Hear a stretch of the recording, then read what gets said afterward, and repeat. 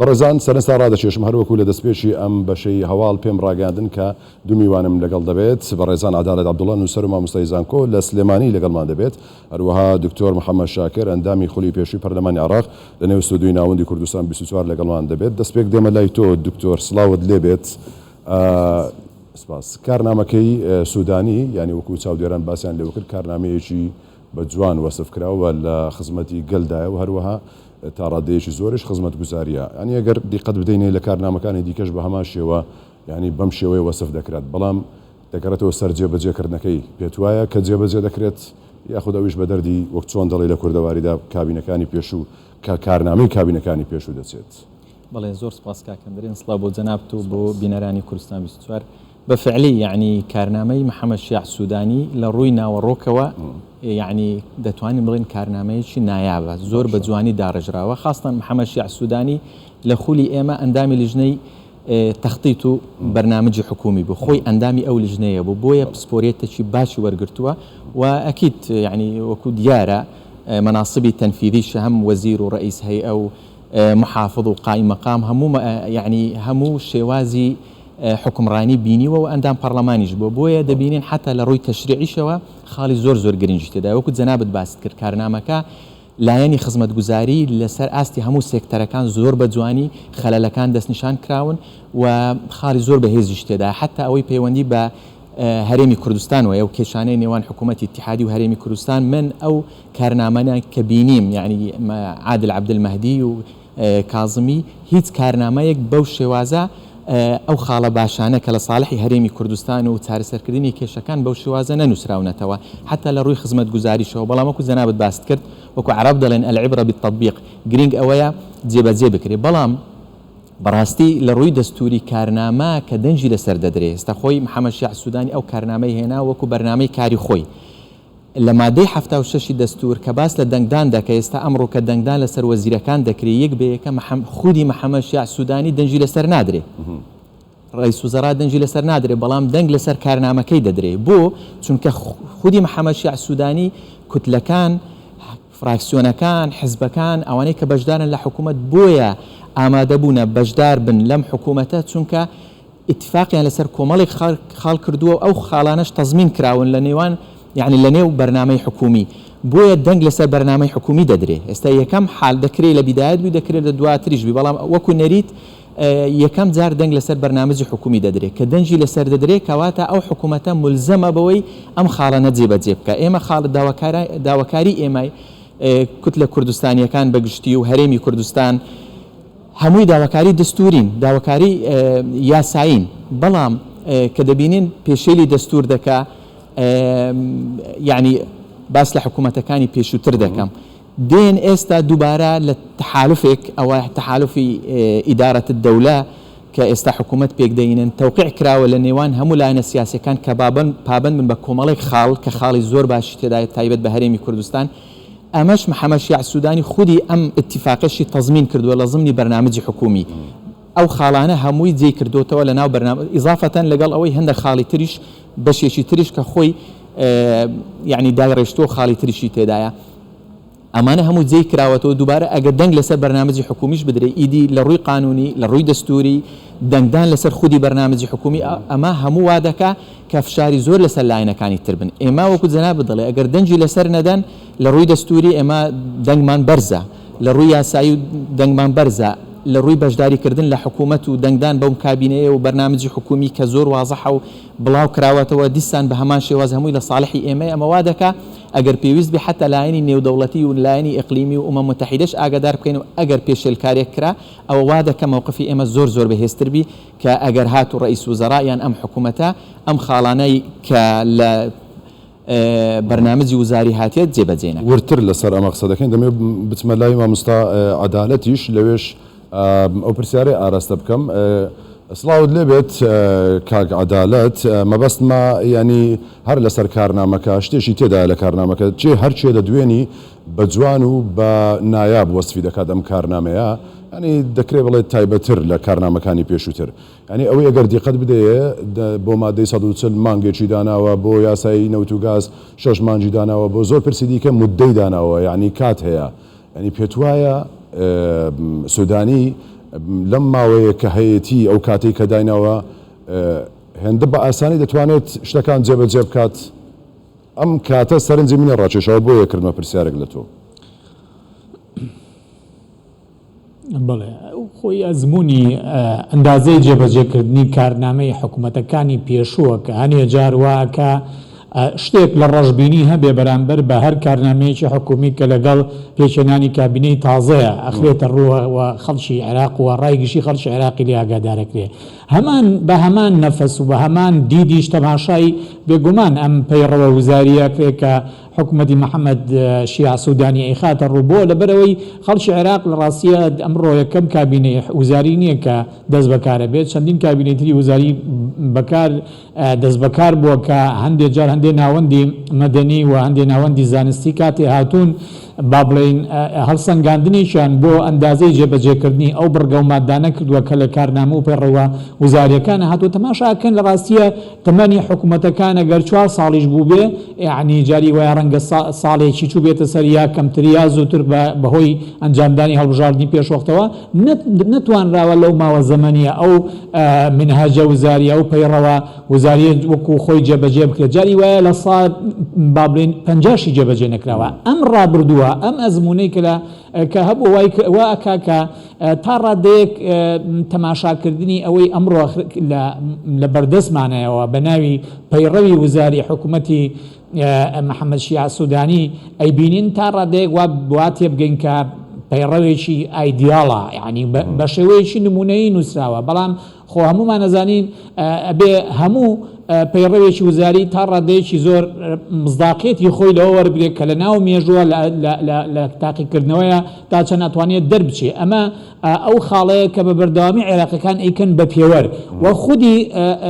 منهاجەکە ئەگەر خوێند بێتانەوە نزیکەی 29 لاپەڕەیە لە سەرەتاکانەوە دەست پێیەکە ئەڵێ ئەگەر ئێمە توانیمان ئەم مادانە جێبەجێ بکەین ئەمە هەر خۆی ئەبێتە پێوەەر بۆ ئەوەی کە تۆ تەقیمی حکوومەتەکە بکەی واتە محەممەد شیع سوودانی لەم پەیڕەوە وزاریە کردووە بە ماڵ بەسەر خۆیەوە کە ئەگەر سبەینێ پێوەرێک هەبێ بۆ هەڵسەنگاندنی حکوومەتەکەی لە ڕاستیە ئەبێ بۆ هەموو کەسێک بۆ حیزبانەی کە بەشداریان کردووە لە حکوومەتەکەی بۆ ڕایگشتی خەڵکی عێراق بۆ کۆمەڵگەی مەدەنی لە عێراق بۆ میدیاکان لە عێراق ئەبێ بگەڕێنەوە بۆچی بۆ ڕادەی جێبەجێکردن و ئەندازەی جێبەجێکردنی ئەم کارنامەی خراوە دەبەردەست یعنی تەنانەت لە سەرەتای پەیڕەوەکە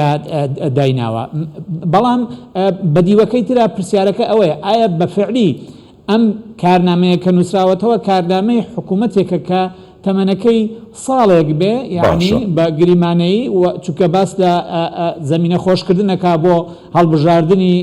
پێشوەخت لە عێراق یان ئەوەی پێوتی هەڵبژاردننی ئەنجومەنی پارێزگاکان پێم وایە بێ ئەم پەیڕەواوە نووسراوە کە حکوومەتێک بۆ حکوومەتە بێ کە 4 ساڵی تەواو دەورانی خۆی تەواو بکە ئەجینا زۆر زەحمەتە لە ڕاستیە زۆر قورسە زۆر سەختە تحدای یەکجار گەورەی لە ڕێیە کە بتوانێت ئەو بەرنامەیە جێبەجێ بکە من لە ڕاستیە هەموو مادەم بە ئەمە بکەمە پرسیارێک ینی ئەم نەفەسەی سوودانی چییە؟ ببوورە دێمەنێ قسەکانتەوە ئەم نەفەسەی سوودانی چیە ینی هەروەکوی خۆشت ئاماژەت پێدا لە کارنامەکەشیدا هەیە خۆی هەمووی تەمەنی ساڵێکە و ینی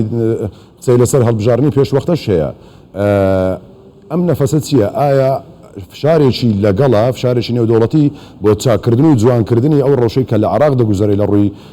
حکومکردنی سیاسیەوە بۆ پێکێنانی لایەنەکان یاخود هەر قسەیەکە و با بڵین وەکەوەی کە باس دەکرێت ئەو گوستیەتی توانە و هێزی خۆی پیشامدات هەرەوەندا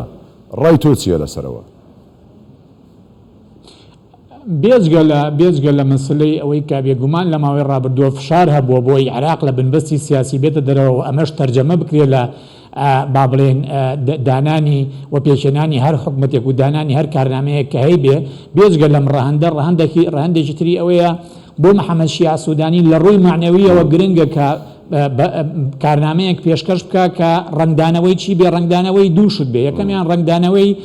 چاوەڕوانی و داواکاری هەموو ئەو هێزانەی کە بەشداریەکەن لە حکومەت یەک دووەمیان ئەبێ ڕنگدانەوەی چاوەڕوانی خەڵکی عێراق و شەقامی عێراقی بێ کەواتە محکوم بووە و خۆشی وەزیر بووە تەجروبە هەیە لە ناو حکومەتی عێراقیە محکوم بووە کە کارنامەکەی بەم شێوە نمونەیە بەم شێوە ئایدیاڵە بنووسێ بۆ ئەوەی بە خەڵک بڵێ لانی کەم لە ڕووی معنەویەوە بە خەڵک بڵێ ئەوە محەممەد شیع سوودانی و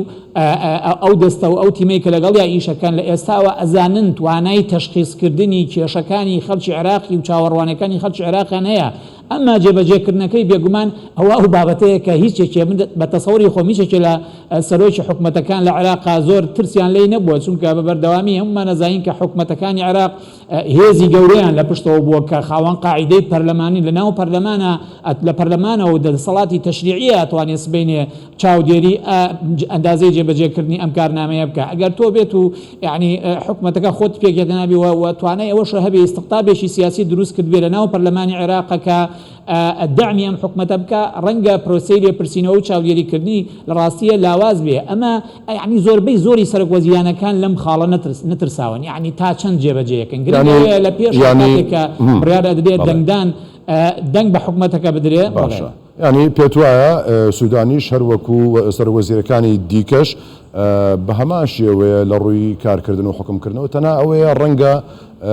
تەنانەت لە ڕووی داڕشتنی شەوە بێت کارنامەکەیان جیاوازە، ئەگەرنە هەمان نەهەج و هەمان کارکردنە لە عێراقدا. ڕاستە قسەکەم؟ بەدڵنیایەوە پێ دەڵم ئەوەی لە ئێستای ڕوەدا بە پلەی یەکەم لەم لە خاڵەیە کە تایە قساکەین و گفتوگۆەکەین بۆ دەرخستنی ئەوەیەتی کە ئەم کەسا کەسێکی جیاوازە تێگەیشتووە و هەموو ئەبعادی مەشاکلەکانی عێراق ئەزانێت چییە، ئەزانێ خەڵکی عێراق چاوەڕێی چیەکە. بۆ نمونە ئەگەر تەماشا بکە کاتێ باسی مەبادئی منهاجەکەکە هەمووی دەستنیشان کردووە زۆر بە جوانی، دوایی دێتەوە سەر ئەوەی کە وەکو باسمان کرد معیار چییە بۆ ئەوی سبەینی حکومەتەکەی هەڵسەنگاندنی بۆ بکری ئەڵێ جێبەجێکردنی دیسانەوە ئەم کارنامەیە. کاتێک کە دێتە سەر دەستنیشانکردنی ئەولەویەتی پەیڕەوەکە ئەولەویەتیی داڕشتووە کە لە ڕاستیە هەموو خەڵکی عێراق چاوەڕێی ئەوەکە. ئێستا ئێمە لە خلالی ئەم ڕووماڵەی بەڕێستانە گوێمان لە هەندێک هاوڵاتی بوو کە باس لە چیەکەن تەماشاکەی دەست بەجێ ئەو خاڵەی کە هاوڵاتی لە شەقامە داوایەکە لە ئەولەویاتی پەیڕەوەکەی داینەوە. واتە مەسەلەکە بە پلەی یەکەم لە ڕووی معنیەوە ئەوێ بڵێ ئێمە لە ئینطلاقی یەکەمە لە دەستپێکردنی سەرەتاوە ئەزانین کە عێراق چی ئەوێ، بەڵام بێگومان مەسەلەکە لەم قۆناغەیە نامێنێتەوە. سبەینی حکومەت بەرپرسیارەتی گەورەیە کوێتە سەرشان لە جێبەجێکردنی ئەم کارنامەیە، نەک تەنها خەڵکی عێراق نەتەنها میدیاکانی عێراق بەڵکو ئەو پارتە سیاسیانەشن کە بڕیاریان داوە تەفاهم و ڕێکەوتن بکەن لەگەڵ ئەو هێزانەی کە با بڵێن کەسێکی وەکو محەممەد شیع سوودانیان ڕاستپاردەوە بۆی حکومەتیان بۆ پێک بێنێ، ئەوانیش سبەینێ لێپرسینەوەیان ئەبێت بە شێوەک لە شێوەکان سەبارەت بە هەر یەکێ لەو بڕگانە و ئەو مادانەی کە لەناو کارنامەکەی هاتووە بۆ، چونکە ئەو بڕگە و ئەو بەرنامە و ئەو مادانەی کە لەناو پەیڕەوەزارەکەی هاتووە بە ئاگاداریم حاڵەتە بین بریتیە لەو وەرەقەیەی کە هەر یەکێ لەم گروپە سیاسیانەی کە بەشدارن لە حکومەت تەقدیمیان کردووە بۆ محەممەد شیع سوودانی و داوایشیان کردووە تەزمینی بکات بخاتە زمنی چیەوە، بخاتە زمنی پەیڕەوەزاریەکەیەوە، کەواتە زیاتر لە دەستگایەکی و جیهەتێکی چاودێریکردن ئەبێ سبەینە بەسەر ئەم کارنامەیە. و پێم وایە ینی کردوەتی بە ماڵ بەسەر خۆی ڕەنگە زۆر بە ئاسانی نەتوانێت جێبەجێ بکات. بەڵێ دێمە لای تۆ کار عەدالەت، وەڵا دکتۆر دێمە لای تۆ ئێستا لە قسەکانی مامۆستا عەدالەت کۆمەڵێک پرس دروست بوون، یان یەکێک لەوانە ئەم جوانکاریەی لە کارنامەکەیدا هەیە، وەک ئەگەر بم شێوێ ناوی بن ئەم باق و بریقێ و سەرنجڕاکێشەی لە کارنامەکەیدا هەیە تەنیا بۆ ئەوەیە لایەنەکان ڕازی بکات و کۆیان بکاتەوە و ئەو مەرحەلەی پەرلەمان تێپەڕێن و حکوومەتەکە پێک بێت، یان فعلەن ئەم کارنامەیە هی ئەوەیە کاری پێ بکرێت؟ من پێم وایە محەممەد شیع سوودانی ینی کەسێکی ئاسایی نییە، چونکە خۆی تەجروبەی ئیداری هەیە، کەسێک نییە پێویستی بەوەوی بڵێن کارنامەکەی بە جوانی نووسراوەتەوە. من قەناعەتی شخصی خۆم ڕاستە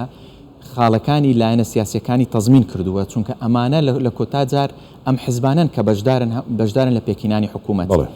دەبێت خاڵەکانیان جێ بکاتەوە، بەڵام خاڵەکانی خۆشی زۆر خاڵی زۆر ئاسایی پەیڕەوەزاریەکەی لایەنەکانە. من پێم بەشێکی ئێستا پەیڕەوی وزاری دوو بەشە، بەشێکی لایەنەکانە ئەو ئیتفاقی ئیدارەت الدەولە کە هەموو لایەنەکان لە سەریان تەوقیع کردووە گشت خاڵەکانی تەزمین کردووە لە ناو بەرنامەی حکومی، و بەشێکی تریش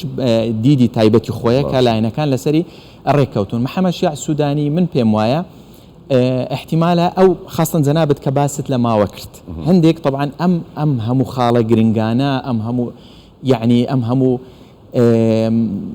ئیسلاحات لەم هەموو سێکتەران لە 6 مانگ تێپەڕ ناکات بەشێک لە ماوەکان کە باز مەبەستم ئەم هەموو باری خۆی قرس کردووە. محەممەد شیع سوودانی ئەگەر بە جوانیش نووسرابیتەوە بەڵام باری خۆی قرس کردووە، سبەینی مسائلە دەکرێت، سبەینی هەر لجنەی تەخطیط و لجنەیەکەیە لە پەرلەمان لجنەی تەخطیط الاستراتیژی ومتابعة البرنامج الحكومي، ئەندامانی ئەو لجنەیە بانکهێشتی دەکەن، دوای 100 ڕۆژ دەکرێت بانگهشتی دەکەن چەند لە کارنامەی خۆت جێبەجێ کردووە کەواتە باش دەزانی هەر خاڵێک لە بەرنامەی حکومی بنووسرێتەوە سبەینێ یعنی پرسیینەوەی لەسەر هەیە چەندی جێبەجێ کراوە ئەو ماوانەیە کە جەنابەت باست کرد لە ماوەی مانگێک لە ماوەی 3 مانگ لە ماوەی 6 خۆی پابند کردووە من پێم وایە هەوڵی جددی دەدا ئەم خاڵانە جێبەجێ بکەوە هەوڵی جددی دەدا ئەساس یعنی لەو مدانەی کە دایناوە هەموو ئەو خاڵانە جێبەجێ بکە بۆ ئەوەی ڕاستە وەکو میوانەکەت باسی کرد ئەم بەرنامزە کە دانراوە بەڕاستی بەرنامجی حکوومەتێکی 4 ساڵەیە نەک حکوومەتێک کە خۆی بەخۆی دەڵێ ئێمە لە ماوەی دوای ساڵێک یعنی ئامادەکاری دەکەن انتخابات بکرێ بەڵام ئەگەر لە ماوەی ساڵێک توانی بەشێکی باش ئەوانەی خاستەن ئەوەی کە ماوەی زەمەنی بۆ دیاری کردووە توانی خزمەت گوزاریەکان فراهەم بکات توانی هەمیان ببوو رەقسەکە دەبڕن ینی ئەوەی لە هەمیان کورتترە ماوەکەی پێکەنانی لێژنەی بۆ مادەی 140 بەمانجێک خۆی بەستۆ دەتوانێت لژنە تەشکیلکە خۆ زووترش لە سەردەمی نور المالکیش لژنە تەشکیل کرا لژنە من پێم وایە چونکە لە دەستور هاتیە لژنەی تەشکیل دەکە و کاری لەسەر ئەم خاڵە دەکەن سەرئەنجام طبعا کاتی دەوێت ئێمە مادەی 140 سێ قۆناغی هەیە قۆناغی یەکەم یعنی دەست پێ دەکا ئەمە من پێم وایە محەممەد شیع سوودانی بتوانی هەندێک لە خزمەت گوزاری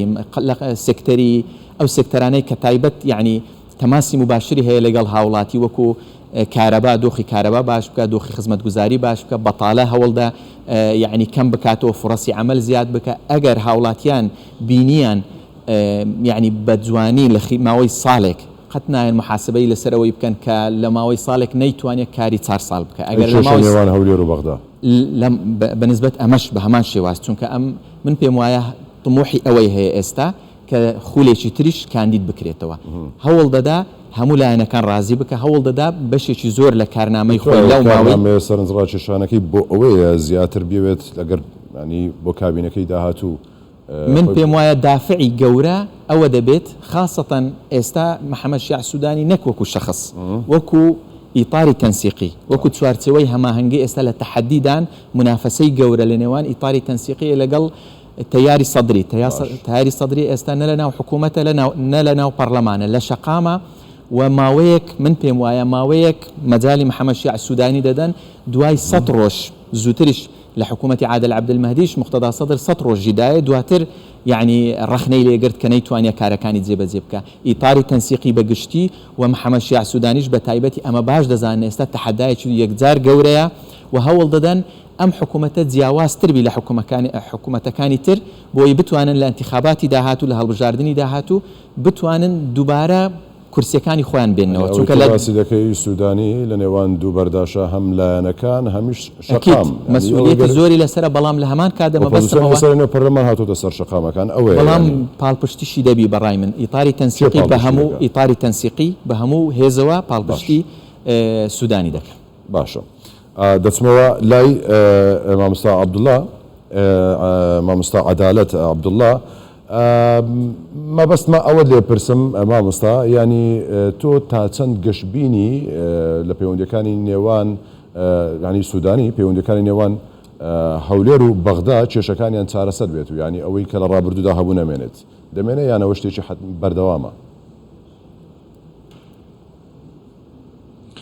لە ڕاستیە لە پەیڕەوە وزارەکەیان کۆمەڵی خاڵی ئیجابی هەیە کە ڕەنگە یارمەتی دەربێ بۆ ئەوەی تۆ لە ئێستاوە هەست بکەیت کە ئەم کەسە تێئەگا خاڵی لاوازی لە پەیوەندی نێوان هەردوو حکوومەت بەغدا و هەولێر لە کوێ بووە ئەم بتوانێت چارەسەری بکەوە ئەو خاڵانەی کە لە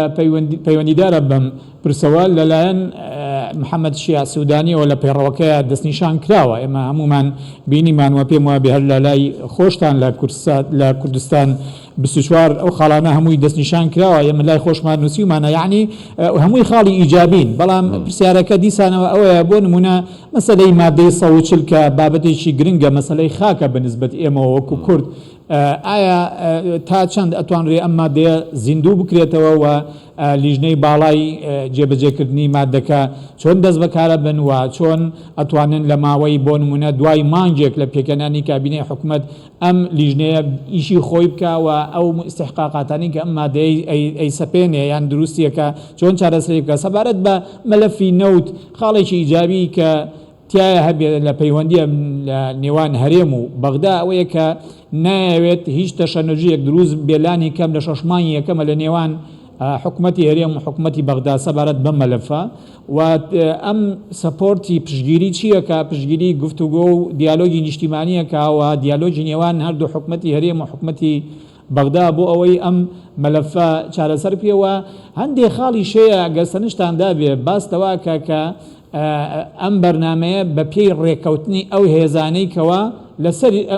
پێچێنەری ئەم حکومەتەن واتە هەندێک جار ڕەهەندێکی سیاسی ئەدا بەو دۆسیانەی کە لە ماوەی ڕابردووە ڕەنگە هەندێک جار تەنها لەسەر بنەمایەکی یاسایی پەتی مامەڵی لەگەڵاکرا وەک ئەوەی کە لە حکومەتەکەی کازمیە بینیمان بۆ نمونە لە حکومەتی کازمیە چەند مانجی کۆتایی تاوەکو ئێستاش ئەگەر هیچ گۆڕانکارێکی تازە نەهات بێتە پێشەوە چەند مانجی کۆتایی حکومەتی کازمی لە ڕاستیە هیچ بەشە بودجەیەک لە بەغداوە نەهاتووە بۆ هەرێمی کوردستان ئەمەی کە ئێستا لە پەیڕەوی وزاری محەممەد شیع سوودانی هاتووە دەرفەتی گفتوگۆ ئەکاتەوە بۆ ئەوەی ئەو دۆخەنە ئاساییە چارەسەر بکرێت چکە بێگومان خاڵێکی ناکۆچی بۆ لە ماوەی ڕابردوو لە نێوان هەرێم و بەغدایە و پێشم وانە تەنانەت لە کاتی گفتوگۆی نێوان ئەو هێزە سیاسیانەی کە بڕیارە دەنە چوارچێوەی هاوپەیمانەتی ئیدارەی دەوڵەتە ڕێک بکەون لەسەر ئەوەی کە عێراق لە بنبەستی سیاسی بێننە دەرەوە ئەم بابەتانە باس نەکرابێ بۆیە پێدانی مۆڵەتێکی شەشمانگی بە حکومەتی هەرێم و حکومەتی بەغدا بۆ ئەوەی هەندێک لەم مەلەفانە چارەسەر بکەن بە تایبەتی مەلەفی نەوت و سامانە سروشتەکان تا ڕادێکی زۆر یارمەتیدەرە بۆ ئەوەی یان هاندەرە بۆ ئەوەی هەردوو لە بە قۆناغێکی نوێ مامەڵە لەگەڵ ئەم دۆسیانە بکەن کە لە ماوەی ڕابردووە لە ڕاستی تەشەنوجی سیاسی گەورەی دروست کردبوو لە نێوان هەردوو لایە من ئەمێ سەنەجە بۆ خاڵێک ڕابکێشم یعنی زۆر گرنگە لە ڕاستیە پرسیارێکە دێتە ئاراوە محەممەد شیع سوودانی هێشتا 2 هەفتە کاتی لە بەردەم ماماوە بۆ ئەوەی ئەم کابینەیە پێک بێنێ سەبەب چییە کە زۆر پێدا ئەگرێ لەسەر ئەوەی زوو دەنگ بدرێ بە کابینەکەی لە ڕاستیە من پێم وایە ئەمە پەیوەندی تا ڕادێکی زۆر بە تێگەیشتنی و تەجروبەی هەم چوارچێوەی هەمانجیەوە هەیە هەم خودی خۆی هەیە وەکو محەممەد شیع سوودانی یعنی پراوێزێکی بۆ هەندێک ڕووداوی کتوپڕ هێشتوتەوە کە ئەمڕۆ ئێمە ئێستا لەم سەعاتەیە کە قساکەین ئیتر پرۆسەی دەنگدان بە بەرنامەکەی و بە کابینەکەی دێتە ئاراوە احتیمالێک هەیە کە سەرڕای ئەوەی ئەو توانیوێتی لە 4 قۆڵەوە فلتەری چی بکە فلتەری ئەم کاندیدانە بکە کە کابینە وزارەکەی پێگەهێنن فلتەری ئەو وەزیرانە ئەو مرەشەحانە کە بن بە وەزیر لە کابینەکەی چ لە نێژنەیەکی مختصەوە کە لە وەزارەتی خوێندنی باڵا پێکاتوە لە وەزارەتی ناوخۆی عێراق پێکاتوە لە ئەقسامی ئەدلەی جینایی لە هەیئەی نەزاهەی عێراق پێکاتوە و لە هەمان کاتە لە هەیئەی موسائلە پێکاتوە لە هەموو ئەم فلتەرانەیە کە لێ داوەن لە سەرڕای ئەوە هامشێکی هێشتوتەوە بۆ ئەوەی احتیمال هەیە هەندێک لە وەزیرەکانی دەنگی پێنەدرێ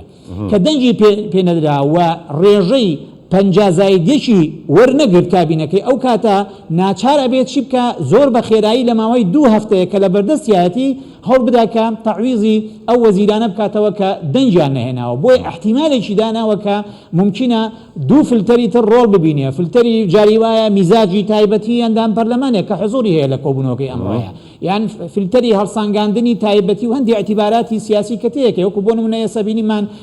گروپێکی سیاسی بایکۆتی دانیشتنەکەی پەرلەمانی ئەمڕۆکەن کەواتە حسابی ئەوە کە ئەگەر بێت و 50 زاید یەک کابینەکەی دەنگ نهێنێ لە کۆبوونەوەکەی ئەمڕۆیە ئەو چەندێک کاتی تری لە بەردەسامێنێ 2 هەفتەی تری لە بەردەسامێنێ بەلایانی کەم لەوانەیە پەرلەمانی عێراق ئەو پەڕی لەوانەیە بڵێ یەک هەفتەیەکی تر کۆبوونەوەکەین بۆی بزانین محەممەد شیع سوودانی ئەتوانێت تەعویزی ئەو کەسانە بکاتەوە کە دەنجیان پێ نەدراوە لە ناو پەرلەمانەیان نا هەرچەند ئەمە یعنی باسکردنە لە هامشێک بۆ حسابکردن بۆ ڕووداوی کتوپڕ بۆ حاڵەتێک کە احتیمال هەیە ئەمە چاوەڕوان کراونیە چونکە لە زۆربەی کابینەکانی دیکەش چەند وەزارەتێک هەبوونە یعنی وەزیریان نەبووە ینی بە وەکالەت بۆ بەڕێوە براون ینی پێشبینی دەکەی کە لە مەشدا ئەو هابێت بەڵێ ڕاستە حسابەکە زانین بۆچی حسابەکە بۆ ئەوەیە ئێستا بۆ نمونە ئەم هەوڵەدا زۆرترین وەزارەتی دەنگ بهێنێ و وەزیری دەنج بهێنێ و کێشەی نەبێت بەڵام احتیمالێک دائنێ بۆ نمونە حتى لە ناو کوتلەکان خۆشیانە کە ئەمانەیان تەرشیح کردووە احتیمال هەیە جاری وایە لە لەحظەی ئەخیرە پەشیمان بوونەوەیەکە بێ ئێستا بۆ نمونە پێش دەستپێکردنی کۆبوونەوەکە هەندێ دانیشتنی لابەلاوە تایبەتی لە ناو شوێ کراوە لە ناو بینای ئەنجومەنی نوێنەرانی عێراق کرا ئەوەندەی کە معلوماتە بێ بۆ ئەوەی هەندێک خاڵی ناکۆچی هەیە لەسەر هەندێک وەزیر و لەسەر هەندێک وەزارەت لەسەر مڕەشەحەکانیان یەکلا بکرێتەوە و بە شێوەیەکی لە ڕووی فەنیەوە بە شێوەیەکی سەلس بەبێ هیچ کێشە و گەرمۆکێشەیەک چارەسەر بکرێت ئەگەر چی هێشتا من نازانم یعنی معلوماتێکی ئەوتە لە بەردەستانیە میکانیزمی دەنگدانەکە چۆنە ئایا بە شێوەی نهێنی ئەبێ یان بە شێوەی ئاشکرا ئەبێ یعنی بە سروشتی حاڵ ڕەنگەس بە نهێنی بێ ئەو کاتە لە ڕاستیە ئەبێ حساب بۆ بکەی کە فعلەن پەراوێزە کەمێنێتەوە بۆ هەڵسانگاندنی تایبەتی پەرلەمانتاران بۆ ئەم وەزیرانە زۆر کەس هەیە ڕەنگە ملاحەزەی هەبێ لەسەر هەندێ ناو کە تەرشیح کراون بۆ ئەوەی ببن بە وەزیر لە کابینەی محەممەد شیع سوودانیە بۆیە هەندێکیان احتیمالە هەیە بۆ نمونە ڕەت بکرێنەوە یا دەنجی پێویست نهێنێ باشە مەبەستمە لەسەر خاڵێکی دیکەی نێو کارنامەکە قسە لەگەڵ بکەم ئەویش ئەنی لە کارنامەکەدا ئەنجامدانی چالاکی سیاسی سەرجەم پارتە کوردستانەکان لە پارێزگاکانی کەرکووک و نینەوە و سەلاحەدین و دیالە بە شێوەیەکی ئازادانە دووپات کردوتەوە دواتر دوایەوەی لەگەڵ دکتۆر گفتوگۆم کرد پرسیارێکی دەگەڕێمەوە لای تۆ جارێکی دیکە لەسەرەوە قسە دەکەین دکتۆر ئەم هەوڵ و هەڵوێستەی سوودانی یعنی وەکو بەشێک لە چاودێران باسی لێوە دەکەن کە تەنیا ئەوە نیە خۆی بێت یاخود بەس ئەوە بێکە ینی چوارچەوەی هەماهەنگی پشتگیری لێ بکات ئەوەیەکە هێزێکی دیکەیە هێزێکی دەرەچی یاخود با بڵێن فشارێکی نێودوڵەتی هەبوو لەوەی کە عراق لەو چەق بەستویە تێپەڕێت ئەو پشتگیری دەکات ڕای تۆ چێ لەسەرەمە بەدڵنیاییەوە یعنی بینیمان لە ماوەی ڕابردوو ئەم جمجۆڵەی کە مقتەدا سەدر کردی دەتوانین بڵێن لە ڕووی لەسەر ئاستی نێودەوڵەتی پشتگیریەکی وا نەکرا زیاتر لەبەر دۆخی گشتی جیهان ئێستا بەنسبەت عێراق زۆربەی دەوڵەتە زلهێزەکان بە تایبەتی ئەوانەیە کە کاریگەریان هەیە لەسەر ساحەی عێراقی زیاتر لەگەڵ ئەوە بوون حکوومەتێک دروستبی و ئێستقرار لە ناو عێراق دروستبی لەگەڵ ئەوە نەبوون لێکترازان دروستبێ یان دۆخەکە تێک بچی یان سەر بچێشی وەلای شەڕی ناوخۆ بۆیە ئەو خطوەیە کە تحالفی ئیدارەت الدەولە گەیشتنیەک و لەو چەقبەستووە سیاسیەی ڕزگار بوو بینیمان هەموو لایەنەکان پێشوازیان لێ کردووە تەئیدیان کرد وە پێم وایە ئەو پاڵپشتیش هەر بەردەوام دەبی بۆ حکوومەتی سوودانی چونکە لەگەڵ ئەوە نین دۆخی عێراق تێک بچی بەدڵنیاییەوە پاڵپشتی دەکرێت و عێراقیش دیارە عێراق ناتوانێت بڵێت دەوڵەتێکە سیادەی هەیە و سەروەری خۆی هەیە و بڕیارەکان بەخۆی دەدا ئێمە لەوەی ڕاهاتون دائیمەن هێزە دەرەچیەکان وڵاتە ئەقلیمیەکان و باش ئەمانە کاریگەریان باسی سیادە و سەروەریت کرد یەکێک لە خاڵەکانی کارنامەکەی ئەوەیە کە سیادە و سەروەری عێراق دەپارێزێت دەتوانێت ئەوە بکات ئەم تۆ باران و هێرشانەی وڵاتان لە تەنیشمانەوە یانی دەتوانێت ئەمە ڕابگرێت خۆی پێویستە کار لەسەر ئەمە بکرێ پێویستە کار لەسەر ئەمە بکرێ بەڵام لە ئایندەی نزیک من پێم وانێ عێراق بتوانانی سیادەی خۆی بگەڕێنەوە بەڵام گرنگ ئەوە ئێستا سوودانی ئەگەر بتوانانی ئەسڵەن متمانە لە نێوان هاوڵاتی لەگەڵ حکوومەت ئەو متمانەی بگەڕێنەوە ئێستا ئەگەر تەمەشا بکەی شەقامی عێراقی لە مەبەستم ناوەڕاست و خواروی عێراق خۆی چەند بەشداری لە انتخابات کردووە یعنی شەقامێکی تۆراوە شەقامێکی تۆڕەیە بە هیچ شێوازێک متمانەی بە تۆراوە و تووڕەیە و بە هیچ شێوازێک متمانەی بە حکوومەتەکان و حیزبەکانی ئێستا کە لە ساحەی سیاسین متمانیان پێیان نییە گرنگە بتوانی سوودانی لە ڕێگای ئەو خاڵانەی کە باسی کردووە هەندێک لەو هەنگاوان ئەگەر جێبەجێ بکە بەشێک لە متمانە بگەڕێنەوە خۆی سەروەری وڵات چۆن دروست دەبێ ئەگەر متمانە ئەگەر خودی هاوڵاتی انتیمای هەبوو بۆ وڵات ئەمە دەکرێت ببێتە خاڵی دەستپێک بۆی بتوانانی دواتر سەروەری وڵات بەڵام لە دۆخی ئێستا بڵێ عێراق سەروەری خۆی بگەڕێنەوە و سیادەی کاملی هەبی لە ئێستادا زەحمەتە بەڵام ئێمە عەرەب دەڵێن ئەکید دەبی کاری بۆ بکرێ عەرەب دەڵێن مەسافەت 1000 میل تبدأ بخطوة واحدة يعني هەموو شتێک يعني ستێپ بای ستێپ خطوەیە بەڵام بۆ گەڕانەوەی سیادە من پێم وایە سوودانیش خۆی باس لەوەی دەکە ینی احترامی متەبادل هەبی و بتوانن یعنی بەشێک بتوانی هەنگاوێک بنێ لەم بوارە زۆر باشە بچمەوە لای مامۆستا عەدالەت وەکو هەر دەبێتە دوایین پرسیارش لە بەڕێستان ئەوەی کە سەبارەت بە کارنامەکەی سوودانی کە تێیدا ئەنجامدانی چالاکی سیاسی سەرجەم پارتە کوردستانیەکان لە پارێزگاکانی کەرکووک و نینەوە و سەلاحەدین و دیالە ئەنی بە شێوەیەکی ئازادانە دووپات کراوەتەوە کاریش دەکات بۆ چۆڵکردنی بارەگا داژێکراوەکان بەمەش ینی ڕێخۆشکار دەبێت کە ئاوارەکان بگەڕێنەوەی بە تایبەتیەوەی دوای ڕووداوەکانی 16 ئۆکتۆبر لە کەرکووک و ناوچەکانی کە ڕوویدا ئەم خاڵە لای تۆ ینی چۆن لی دەڕوانی فعلەن ئەمە دەکرێت؟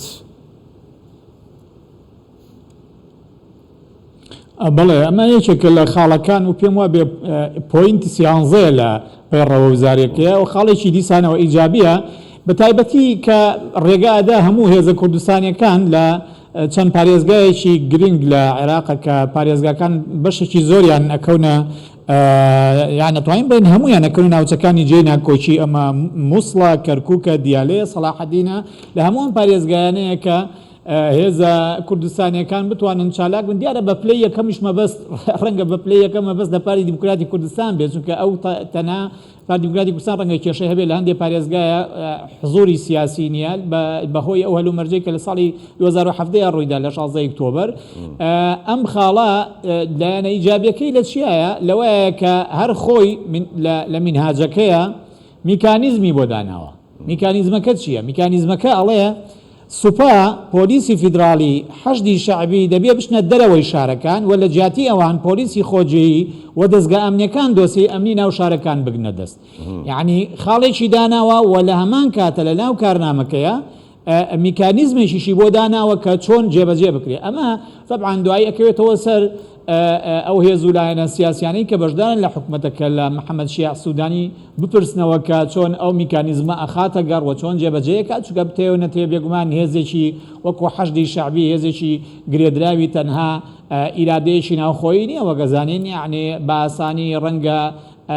ڕاستە محەممەد شیع سوودانی سبەینێ بێتە فەرماندەی هێزە چەکدارەکانی عێراق و کەسی نمرەیەکە بێت لە ڕووی دەسەڵاتی سەربازی و ئیداری و دەوڵەتداریەوە بەڵام بتێو نەتەوێت هەندێک معادلات هەیە بێ حسابی بۆ بکری ئەم میکانیزمەی کە دانراوە بێگومان بێتە سەنجی مەحەک بۆ ڕازگۆیی و مزداقێتی حکوومەتەکەی چکە ئەگەر وا بێ بێگومان سیمایەکی مەدەنی و سیمایەکی یعنی دۆخێکی هەلومەرجێکی ئارامە گەڕێتەوە بۆ ئەو پارێزگانی کە کەونە ناوچەکانی جێی ناکۆچی و ئەو کاتە بێگومان نەک هەر هێزە کوردستانیەکان هەموو هێزێکی تری سیاسیش بۆ خۆی ئەتوانێت چالاکتر دەربکەوێ و حتممە لەو چوارچێوەشە هێزێکی تری وەکو بابڕێن پاری دیموکراتی کوردستانیش ئەتوانێت بگەڕێتەوە بارەگەکانی خۆی لە هەموو پارێزگانی کە بارەگای تیانەمەوە. بەڵێ بەڕێز عەدالەت عەبدوڵڵا نووسەر و مامۆستای زانکۆ لە سلێمانیەوە لەگەڵمان بووی سوپاس بۆ تۆ هەروەها سوپاسی دکتۆر محەممەد شاکر ئەندامی خولی پێشووی پەرلەمانی عێراقیش دەکەین کە مامۆستا عەدالەت لە سلێمانیەوە لەگەڵمان بوون دکتۆریش لە ستۆدیۆی ناوەند ماندوومان کردن هەردووکتان زۆر سوپاس ماندوو نەبن یاخوا.